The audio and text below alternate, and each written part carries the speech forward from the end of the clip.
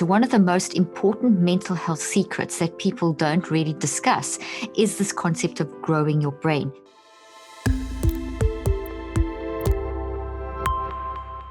I love the way you've separated the mind and the brain, because most people say, what's the difference? There's a brain and a mind, aren't they the same? And what's the difference? And the difference is huge. But what advice could you give our audience? How could they use their mind to heal, to grow, to succeed in every area of their life? What kind of tips could you give us? Very simple, practical things that would help people use their mind to heal and grow their brain to succeed. Okay, so first part is that what you've said really, really well in your question is what can they do to grow their brain? And that's absolutely key. You can grow your brain. So one of the most important mental health secrets that people don't really discuss is this concept of growing your brain. So your brain is a very, very hungry organ. It wants to be constantly stimulated. When it's dead, it doesn't need that because it's disintegrating. So your mind once again becomes the source of the brain's desire to, or the brain's need to be built. So an alive person is now creating this force in the brain, and the brain wants to grow. So when we talk about growing the brain, I talk about building the brain. We want to, the brain constantly wants to have new knowledge. So when you wake up in the morning, you have lots and lots of new baby nerve cells. That's neurogenesis. And those new baby nerve cells need to be used during the course of the day. They're basically there to be built into the networks of the brain, to have other branches grown from them. Because as we're thinking, feeling, and choosing, we actually have this ability to grow new thoughts, to make new proteins. As I've been saying, you take the knowledge and you convert it into these structures which are made of protein. So brain building is an essential tip. And brain building is quite simplistically spending at least 45 minutes to 2 hours in blocks. You can spend a 15-minute block, whatever, but to try and build into the course of your day at least a 15-minute. But if you can, ideally go for a 2-hour sort of over either in one stop or broken up over the day, but brain building. So brain building is taking anything. It could be taking a newspaper article. It could take a video that you love watching or something on YouTube that fascinates you. It could be a fiction, non-fiction book. It could be anything. And the concept is to take that knowledge and to systematically go through that and grow that as thoughts into your brain. As you do that, you draw on those new baby nerve cells and you create these lattices in your brain that then help you to get the brain into a very resilient state. So as the stresses of the day and as the undealt with traumas of the past and as the new traumas of the current and future, which is going to happen, come, your latticing is very strong in your brain. So it's kind of found a foundational thing. So with my patients, when I practice, the first thing I would always do is, obviously once we've done the basic diagnostics and so on, would be to build, part of the session would always be brain building.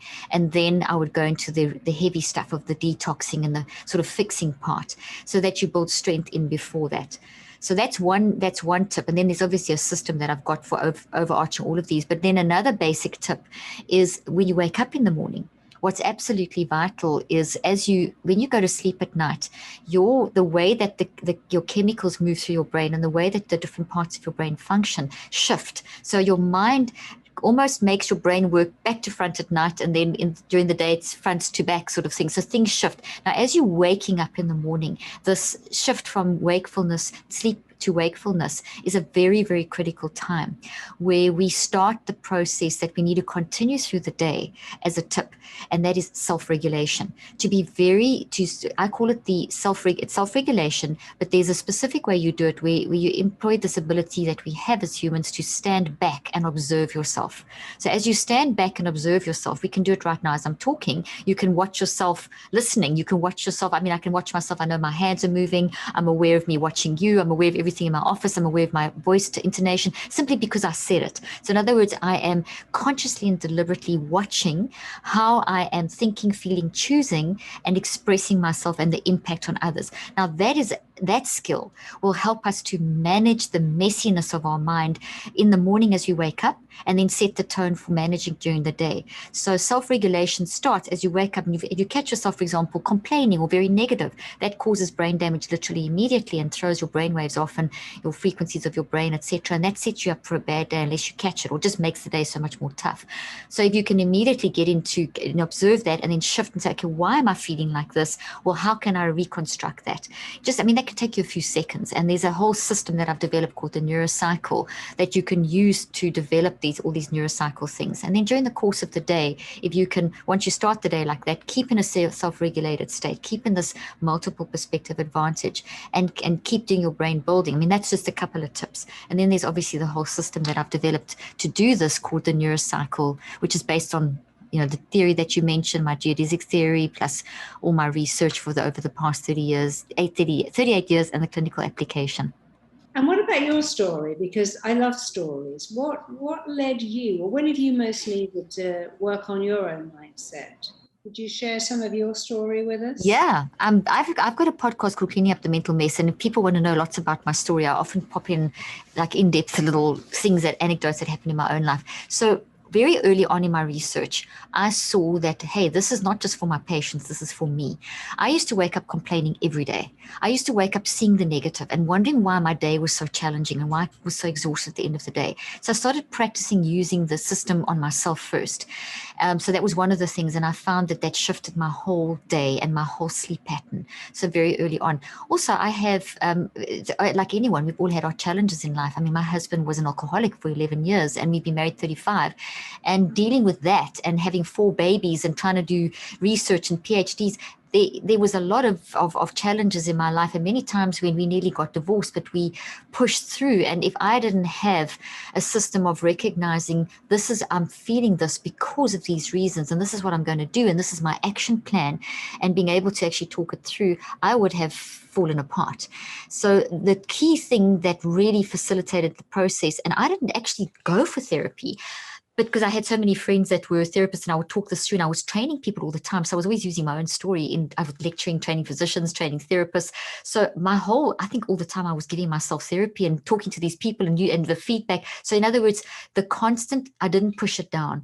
For my story has been one of as I go through anything in a day, as something hits me, I know how to recognize and read my patterns. So as soon as there's any kind of emotional pattern that throws me, and I see it's consistent, I know that I need to do a 63-day cycle, that there's something that, if there's a pattern, it means that I've got something that I haven't dealt with, and I will start working through. I'm always working through a 63-day cycle, because there's always traumas from the past that come up, that triggered. There's new traumas that we experience. And I mean, that's just life. We should be trauma informed, as I'm sure you agree.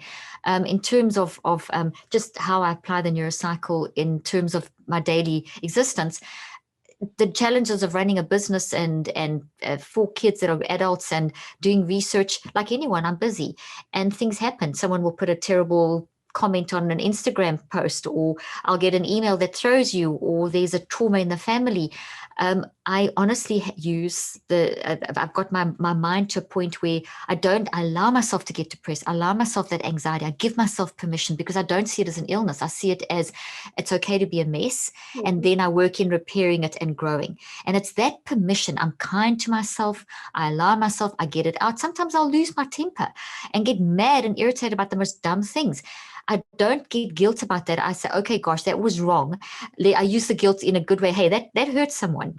I catch it quickly. So I'm 80% more efficient in seeing the mess, catching the mess, repairing it, and growing. And that's how I manage my stories, is being very authentic, honest, open, and not trying to be perfect.